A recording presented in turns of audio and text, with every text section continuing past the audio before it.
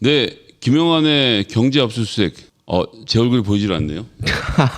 김영환 출판 기념회 포스터를 올려놨습니다. 일단 이 얘기부터 좀 하고 가죠. 네. 언제 하죠?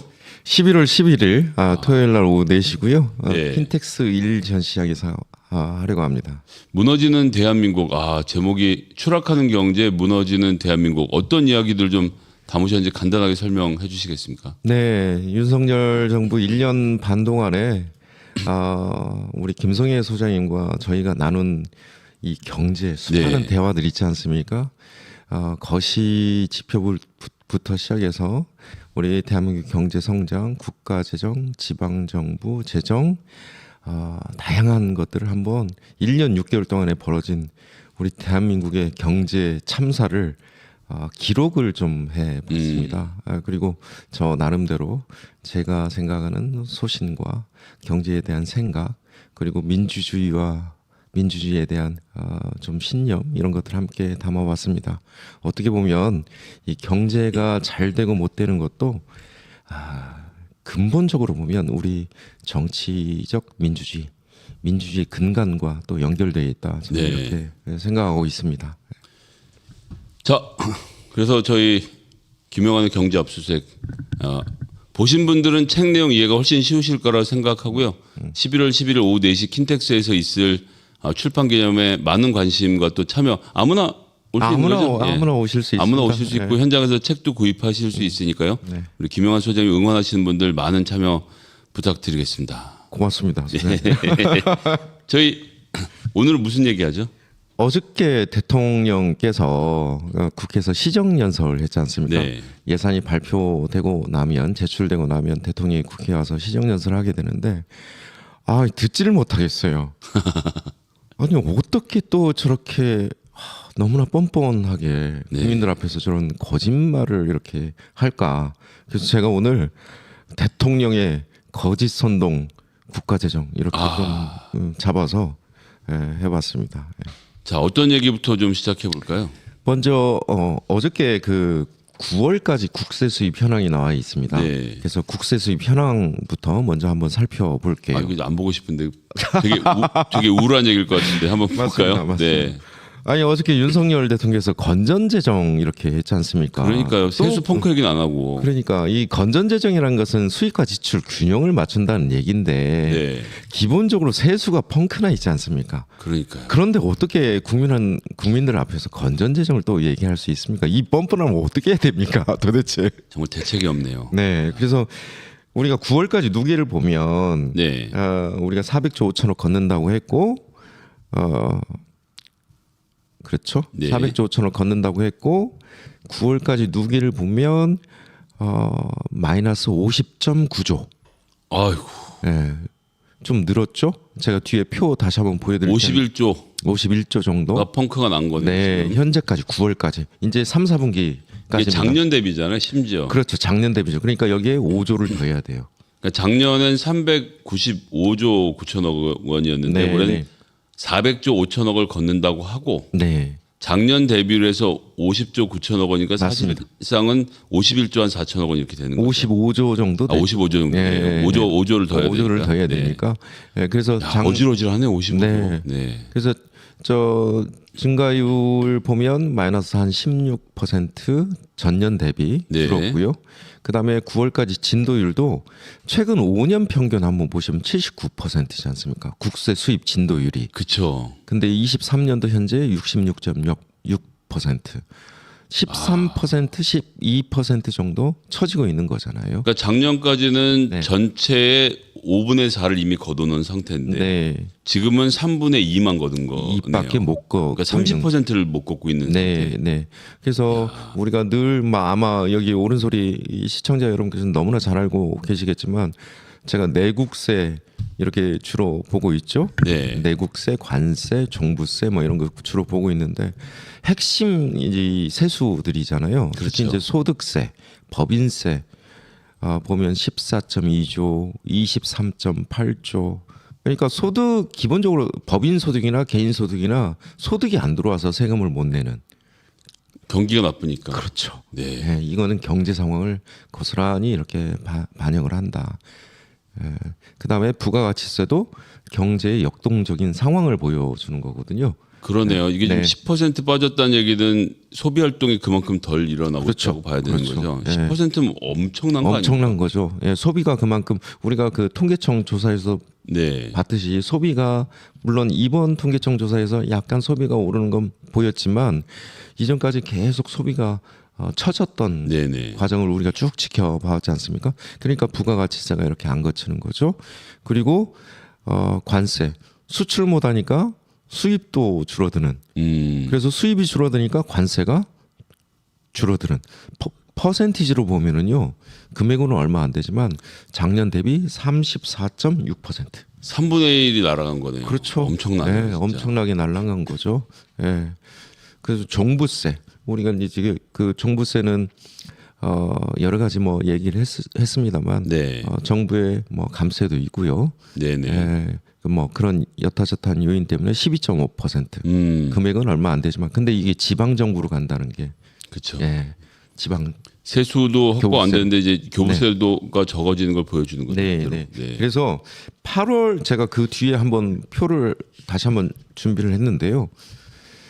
8월까지 국세 수입 현황하고 9월까지 국세 수입 현황을 붙여 놔봤습니다. 아, 네네. 그러니까 비교가 확실히 되죠. 그러네요. 예, 저번 달에 나온 8월까지 국세 8월까지 누계 47.6조가 덜 거쳤는데 네, 금세 한 달 지나서 50.9조로 늘어났잖아요. 그러네요. 그럼 연말까지 도대체 얼마나 될까? 이게 기재부가 이제 세수 재추계를 한 건데 네, 그것도 지금 이제 국회 예정처 네. 거기서도 지금 퀘스천을 지금 문제 제기를 하고 있는 좀 거거든요. 쉽게 말하면 네. 기재부가 연말까지 요만큼만 펑크 날 거라고 말했는데 그것도 줄여서 거짓말한 거다라고 네. 국회 예산정책처가 일침을 놓은 건 일침을 거죠. 놓은 거죠. 네. 제가 뒤에 또 표를 보여드리겠습니다만은 8월, 9월 지금 보면 계속 차이가 나요. 그래서 총 국세 누계도 차이가 나고요, 내국세도 차이가 나고 전체 내국세 네. 전체가 차이 나고 3조 정도, 3.4조 정도 그러네요. 네. 차이 나고요. 소득세 점점 더 어려워지고 법인세 법인세가 이 보니까 되게 금액이 커지네요. 한 3조 6천억 정도 덜 제가 거치네요. 이제 상저하고라고 주장했던 것은 새빨간 거짓말인 게 완전 그럼 드러나는 이제 기회도 없습니다. 이제는 뭐 이제 한 달 남았어요. 이제 한 2달 남았어요. 2달. 그렇죠. 네. 네. 그래서 8월 누계, 9월 누계 이렇게 계속 보면 이제 딱 석 달 남았거든요. 국세 그렇죠. 수입하기. 네. 이제 결산해야 되고요. 그러면 이게 연말 결산 시점에는 과연 얼마나 거칠까? 이게 예정치하고 기재부하고 지금 다르다. 그래서 제가 그 다음 표를 네. 국세 수입 전망을 한번 넘어갈게요. 네. 그 다음 표를 한번 볼게요. 이게 위에 표는요. 지금 국회 예산정책처가 네. 기재부의 2023년 32년 이제 이 나보가 이제 국회 예산 네네. 정책처입니다. 중기 재정 전망을 바탕으로 제작성한 거예요. 네. 2023 밑에 표는 기재부가 국세 수입을 재추계한 겁니다. 2023년도 거. 네. 예. 자, 먼저 밑에 표를 보면 그때 9월 18일이었습니다. 세수 재추계를 한 게. 네네. 그래서 2023년 전망이 재추계를 하니까 총 국세가 341.4조 거치겠다. 그래서 당초 예산 대비 59.1조가 펑크나겠다. 이게 신문 이제들에서 많이 보도한 거죠. 그렇죠. 재추계 네. 이후에. 근데 위에 표를 한번 잠깐 볼까요? 위에 표를 보면 340.3조입니다. 2023년 네. 국세 수입이. 그러니까 여기서도 지금 1.1조가 더 펑크나죠. 그러니까 이게 좀 우리가 하도 액수를 큰 걸 다뤄서 그런데 네.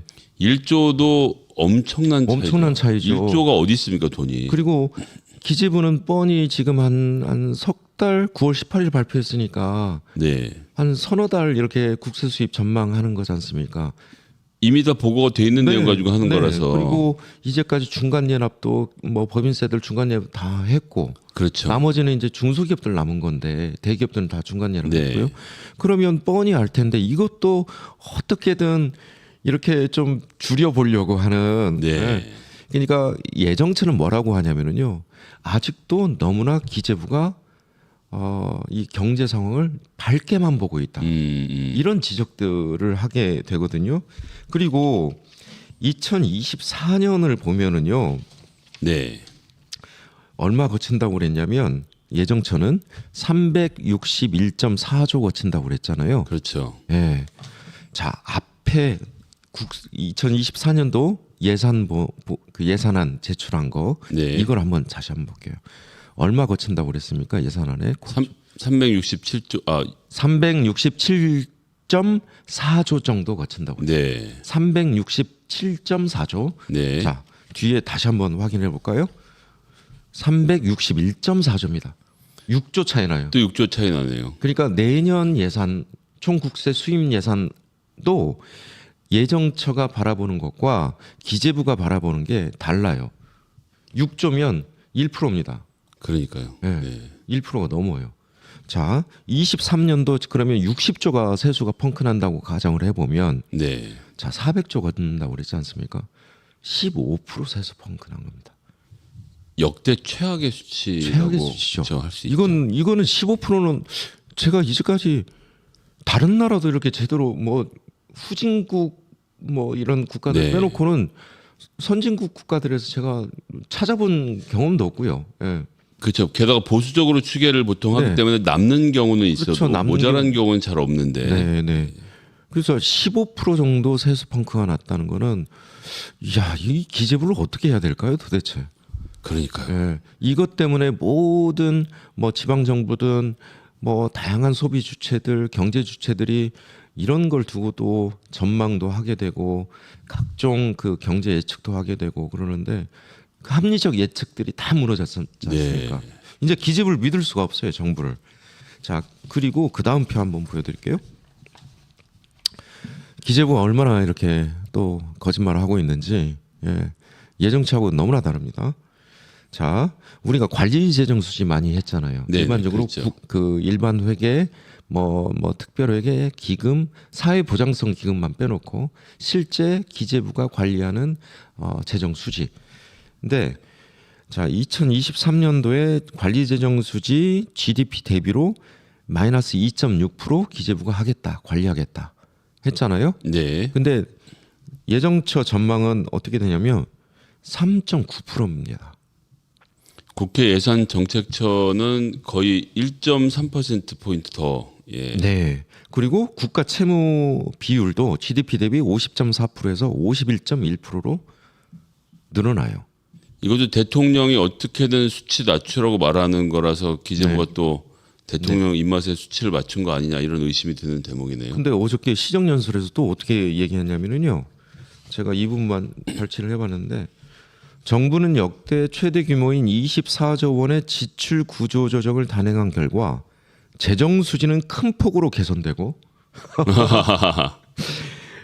국가 채무 비율도 49.8%로 네. 지난 3년간의 가파른 증가세가 반전돼서 건전 재정의 전환점이 됐습니다. 이렇게 국민들 앞에서 얘기를 해요. 이게 다 거짓말이잖아요. 그러네. 방금 수치를 저희가 보고 왔네. 네.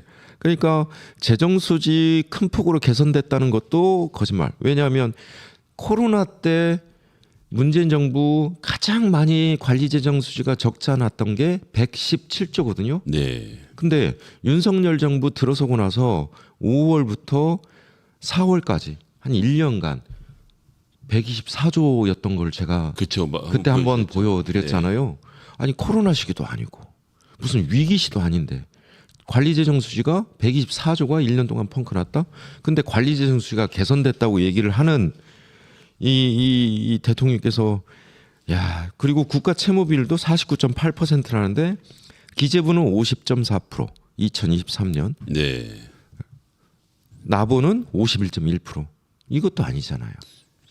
이 수치 도대체 어디서 나온 것들입니까 도대체? 그러니까 뭐 아무렇게나 적어주면 모르니까 아무렇게나 읽은 것이 아니라면 네. 어떻게 국회 와서 하는 보고를 틀릴 수가 있나요? 그러니까요. 참 너무나 답답하다 이거 진짜 이거 보고 있자니 제가 열불이 터지네요, 진짜. 네네. 네. 그리고 2024년도 한번 볼까요? 관리재정 수지를 2023-4년도 3.9% 마이너스 GDP 대비, 그리고 국가채무 51%. 근데 납부는 마이너스 4.3%, 52.2%. 계속 차이가 나네. 네, 계속 차이가 나죠. 2025년 또 마찬가지 차이 나요. 네, 똑같이 차이 납니다. 이게 지금 3% 안에서 맞추겠다고 해서 이런 수치들을 계속 나오는 거죠. 내는 거예요. 3% 안에서 맞추겠다고. 그러나 네. 국회 예산정책처는 상대적으로 독립적인 기구이기 때문에 그렇죠. 현실을 있는 그대로 보여주는 그렇죠. 것이고, 국회 예산정책처는 참고로 말씀드리면 여당 야당 할 거 없이 사실 여기도 공무원이기 때문에 입법 연구원들 행정고시처럼 시험을 보고 들어온 분들이 운영하는 곳이고, 정권이 계속 바뀌고 국회도 의장이 계속 바뀌어서 이분들은 비교적 중립적인 위치에서 양쪽의 맞습니다. 입장을 전달하는 분이라서 어느 쪽으로 쏠리는 사람들은 아니라는 걸 제가 이제 뭐 경험을 통해서 알고 있지 않습니까? 네, 맞습니다. 그런 곳에서 지금 최종적으로 2027년에 기재부는 53%, 관리재정 수지 마이너스 2.5%, 55%입니다. 55%로 갈 것이다라고 예상을 하고 있네요. 네, 둘 중에 하나는 거짓말을 하는 건데, 그렇죠. 예정처는 사실 지금 무리해서 거짓말할 이유가 없는 집단이기도 하고요. 55%하고 53% 차이나 하는 2.2% 차이 나지 않습니까? 뭐 간단하게 우리가 뭐 한 2,000조 잡으면 한 40조 국가 채무가 더 늘어나는 거죠. 네네. 국회 예산정책처는 이제 보고 있는 거죠. 근데 예정처가 이제 얘기하는 뭐 저하고 이제 똑같은 그동안 했던 말들인데, 기재부가 경제 전망이 너무나 낙관적이다. 음흠. 근데 현실은 녹록지가 않다. 그렇죠. 이게 이제 기본으로 깔려 있고요. 우리가 기재부가 2.5% 예산안 2023년도 예산안 제출할 때 2.5% 경제 성장 예측했지만 결국에는 올해 1.4%다. 네. 그리고 내년도도 지금 OECD나 IMF 국제 이 기구들이 지금 대한민국 경제 성장을 낮추고 있다. 네. 그리고 잠재 성장률도 낮추고 있다. 이런 거잖아요. 근데 예정처는 한마디 더 좀 거들었어요. 제가 그대로 한번 읽어볼게요. 올해 대규모 세수 결손으로 지방 교부세 등 예산 불용 계획까지 발표되며 정부 지출이 축소된 것이 1%대 초반으로 성장률이 하락한 주요 요인 중 하나다. 정부 재정 역할이 부족했다. 이거예요. 경제 성장률은 사실은 어쨌거나 정부 역할이 있을 수밖에 없는데. 그렇죠. 예. 세금을 많이 거둘 수 있다고 거짓말했다 못 걷고 나니까 지방을 옥죄어서 니네 돈 줄 거 없다 그래서 돈을 못 쓰게 하고, 네. 결국 그게 잠재 성장률을 낮추는 그렇죠. 부작용을 경제 성장률과 잠재 성장률을 함께 낮춰 버려서 국가가 해야 될 재정 역할을 못 하는데 대통령은 건전 재정만 외치고 있는 상태가 네. 되겠네요. 그래서 경기 대응 및 재정 본연의 역할보다 재정 수지 등 표면적 지표 관리를 우선시한다. 표면적 지표 관리를 우선시한 건전 재정 얘기하는 거예요. 대통령. 그렇죠. 네. 건전 재정 하도 얘기하는 거, 이 표면적 관리만 3% 뭐 50% 이런 수치들 그런 것만 강조하고 재정 본연의 역할을 강조하지를 않고 이 건전 재정 50%뭐 관리 재정 수지 GDP 대비 3% 이내 이런 것만 관리를 우선시한다. 그래서 경기 침체가 길어지고 재정 수입 부진도 길어져서 오히려 재정의 지속 가능성도 저해한다라고 얘기를 하고 있는 거예요. 야, 이 중립적인 예산 정책처로서는 굉장히 센 발언입니다. 발언이라고 봐야 되겠네요. 이게 원래 우리 예정처 이렇게 문구들 보면 되게 밋밋하잖아요. 대충 물에 물 탄 듯 술에 술 탄 듯 그렇죠. 양쪽에게 엇나가지 않으려고 하는데 이건 정말로 대놓고 근심과 걱정을 하는 거네요. 대놓고 얘기하는 거죠. 예, 그래서 정말 대한민국 경제가 어디로 가야 될지 이 윤석열 호에게 맡겼을 때 우리 서민과 민생 정말 잘 될 수 있을지 걱정이고요. 어저께 또 뭐 무슨 사회적 약자들을 뭐 두텁게 한다 그런 예산 담았다. 이거 다 조삼모사 아닙니까? 여기서 빼서 저기로 넣고 그다음에 또 첨단 전략산업 과학기술 육성하고 중소벤처기업을 지원함으로써 새로운 성장 기반을 구축하겠습니다. 이게 R&D 예산 5.2조 깎았잖아요. 그러니까요. 어떻게 이런 얘기를 하는지 몰라요. 어떻게 이렇게 뻔뻔한 얘기들을 정말 그리고 아직도 남탓하고 있고 문재인 정부 때 뭐 나라비 1,000조까지 됐다. 이런 얘기를 버젓이하고 있고 아니 본인 때 더 는다니까요. 지금 본인 때. 참 이 윤석열 대통령의 이 거짓 선동은 사실은 대통령한테 다 나오는 것 같고요. 이 자료 출처들 한번 저 꼭 보고 싶습니다. 네. 나중에 이거 조사 다 해야 됩니다. 참 뭐 오늘도 출판 기념회 얘기로 즐겁게 시작했다. 결론적으로 또 우울한 얘기가 될 수밖에 네. 없었는데 네. 어떻게 구형하시겠습니까? 대통령 자료 출처를 한번 압수수색합시다. 옛날에 그 MBC나 뉴스타파 했던 것처럼 네. 경향신문도 지금 압수수색하고 있잖아요. 그렇죠. 지금 언론들을 압수수색할 게 아니고 아니 숫자가 잘못됐으면 어떤 친구가 어떻게 보고했는지 청와대 누가 기재부 누가 이거 근거들 다 남겨놔야 되잖아요. 예? 국회 역할이겠네요. 민주당 네. 역할이고. 네. 이거 저 압수수색해가지고 탈탈 한번 좀 털어봤으면 좋겠습니다. 탈탈 털 수 있을지 한번 지켜보도록 하는데 못할 것 같으니까 민주당이 좀 나서서 해야 되지 않을까 싶고요. 자, 소장님 가시기 전에 출판 기념회 한 번 더 말씀하시고 네. 마무리하도록 하겠습니다. 제가 이번에 내는 책은 사실은 세 번째 책입니다. 그동안 쭉 이렇게 글들을 내놓았지만요. 이번엔 좀 경제에 초점을 맞춰서 이렇게 내놓은 책인데요. 우리 오른자 시청자 여러분 정말 이제까지 함께 해주셔서 고맙고 그 다음에 출판 기념회 때 얼굴들 반갑게 봤으면 좋겠습니다. 감사합니다.